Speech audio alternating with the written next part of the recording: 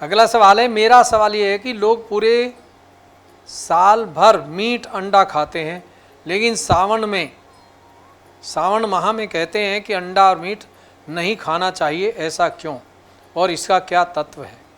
कृपया मार्गदर्शन करें। देखिए, सावन के महीने को पूरे साल का सबसे अच्छा महीना मानते हैं, क्योंकि इसमें हरियाली होती है, जीव जंतु पशु पक्षी सबको जो है एक परमात्मा के यहाँ से योनि बदलती हैं। कुछ कीड़े मकोड़े के जन्म में आते हैं, वो मर जाते हैं, दूसरी योनि में जाते हैं, और सुहावना मौसम होता है, हरियाली होती है, थोड़ी सी हवा ठंडी चलती है, बड़ी आनंद आता है। तो सावन का महीना बहुत एक अच्छा माना जाता है। लड़की अपने घर जाती है ससुराल से, अपने मायके में कितनी खुशी से रहती है, वहाँ पे मल्हार गीत गाती है, भजन करती है नहीं? तो ये सब एक लक्ष्मी तत्व है। हरियाली जो है, ये प्रकृति जो है लक्ष्मी का तत्व है। और आपने देखा है कि जो नाभि है वो हमारे हरे रंग पे ही है, ये धर्म है हमारा। तो जो मीट और अंडा खाते हैं ये सब मूर्ख बनाते हैं। ये पहले पंडितों ने एक रीति रिवाज बना दिया कि सावन के महीने में नहीं खाना, बाकी खाओ। क्यों भाई? जबान तो वही है, शरीर वही है, पेट वही है, तो फिर सावन के महीने में खाएंगे नहीं, बाकी में खाएंगे, और फिर बाकी में परेशानी भी रहती है, घर में परेशानी रहती है, आपस में जूता चलता है, बच्चे परेशान सफ़र करते हैं। तो या तो जब सावन के महीने में तो पूरे साल मत खाओ ना, उसके खाए बिना कोई ऐसा थोड़ी गुजारा नहीं है, और खा भी लो तो कोई पाप नहीं। भाई शराब बुरी चीज़ है, आत्मा के विरोध में है। मीट खाना, अंडा खाना ये आत्मा के विरोध में नहीं, ये तो प्रोटीन है। बहुत सारे लोग हैं घी, अब वो 2000 रुपये किलो का घी नहीं खरीद सकते, लेकिन 150 रुपये का एक चिकन आता है, उससे सब्जी बना के खा लेते हैं, तो डायरेक्ट प्रोटीन मिलता है।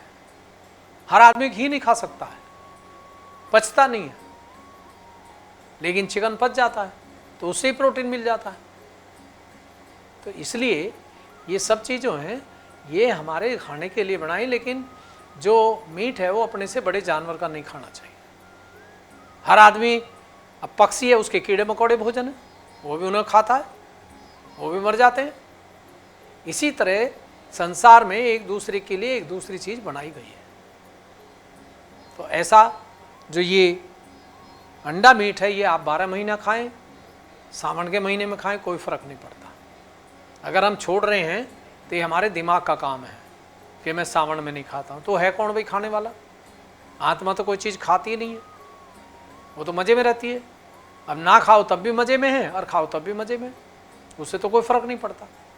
तो ये अपने दिमाग की बातें हैं, इनसे कोई मतलब नहीं है। खाने से भगवान का कोई संबंध नहीं है। हाँ, ये है कि आत्म साक्षात्कार में, खाने के बाद आपको आत्म साक्षात्कार में रहने के लिए कुछ त्याग करना पड़ता है। कुछ ऐसी चीज़ें जो हमारी लेफ्ट साइड को नुकसान देती हैं खाने में, कुछ ऐसी जो राइट को देती हैं, और जो चीज़ आपके हित में है वो आप लीजिए। वो फिर आपको ब्रह्म शक्ति हमेशा बताती रहेगी, और उसी चीज़ को मन करेगा जिसके लिए बॉडी में ज़रूरत है, बाकी के लिए मन करेगा ही नहीं। क्योंकि जब संतुलन में आ जाते हैं तो परमात्मा भोजन करते हैं आपके साथ, सब देवी भोजन करते हैं, अकेले नहीं करते हैं, क्योंकि सहस्त्रार से सबको भोजन जाता है, सभी आपके साथ करते हैं। जैसे हम परिवार के लोग एक टेबल पे बैठ के एक साथ खाते हैं, कितने खुश रहते हैं। अलग अलग खाते हैं तो बस चलती है गाड़ी बस। तो इसी तरह से भगवान भी भोजन करते हैं।